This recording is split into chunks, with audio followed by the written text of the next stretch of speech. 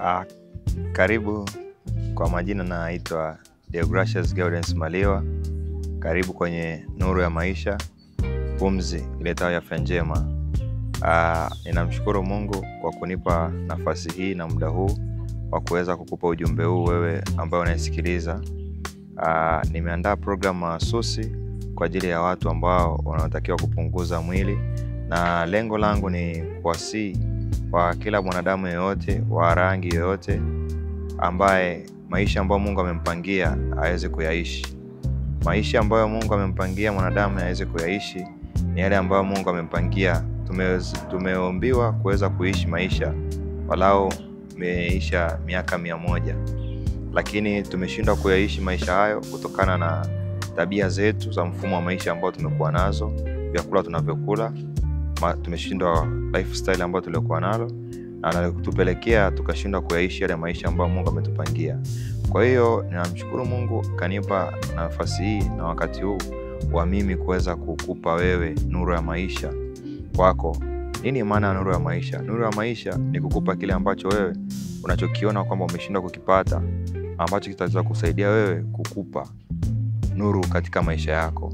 Lakini pia pumzi ni kile ambacho utaweza kipokea, ambacho utakipata kwangu na kwa wengine kutokana na maarifa utakayoweza kuyapata katika programu yangu, na itakufanya wewe kuwa na afya njema.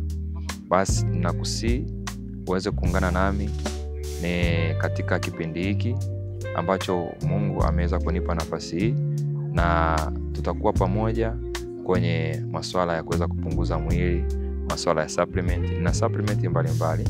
Na supplement ambayo inaitwa stem cell, hii ni kwa ajili ya kuweza kusaidia kwa wale ambao wamepata madhara kama ya kisukari, pressure, kwenye kansa, ambazo zitasaidia kuboresha seli zao za mwili. Lakini pia nina supplement ambazo ninauza kwa wale ambao wanafanya mazoezi, mabody builder ambao wanataka kupunguza mwili. Na supplement zangu ni kwamba lazima uweze kupunguza mwili wako, lazima ufanye mazoezi. Hauwezi kutumia tu hivi bila kuweza kupunguza mwili wako. Kwa hiyo lazima uweze kutumia supplement na kufanya mazoezi. Lengo jingine ni kufanya diet. Inaandika diet tofauti kuendana na mazingira uliokuwa nayo, kwa mtoto mdogo, kwa wajawazito, kwa mama wanaonyonyesha, na pia hata kwa wazee na kwa vijana. Kingine pia nachokifanya, ninafundisha mazoezi. Kwa yote ambaye anataka kwa ajili ya mazoezi, nafundisha mazoezi ambayo atakusaidia wewe kuweza kufika katika malengo. Na lengo hasa ni nini? Lengo hasa ni kuweza kukufanya wewe uweze kuyaishi yale maisha ambayo Mwenyezi Mungu anataka kufanya. Ukiangalia katika Yohana 3 ile sura ya 1 mstari wa 2 unasema, mpenzi, ninakuomba ufanikiwe kama ufanikiavyo rohoni na kuwa na afya njema. Kwa hiyo jambo la kuwa na afya njema ni la Mungu mwenyewe, anatupasa tuwe na afya njema. Kwa hiyo ukishindwa kuweza kulinda mwili wako au kutunza mwili wako, ni dhambi kwa Mwenyezi Mungu. Kwa hiyo kwa sababu unashindwa kuwa na afya njema, basi nakusihi katika jina la Mungu uweze kuungana nami na tuweze kuwa pamoja katika kuweza kuendesha gurudumu hili, na tutaweza kufanya tuwe na afya katika jamii zetu, na tuweze kuwa na taifa ambalo lilikuwa ni bora, na dunia ambayo ilikuwa ni bora, ambayo itatusaidia katika maisha yetu kiujumla. Kingine, sisi kama Waafrika tujaribu, na sisi kama wanadamu wote tujaribu kula vyakula ambavyo ni asili vya kwetu tunavyopata, ambao tunalima sisi peke yetu wenyewe.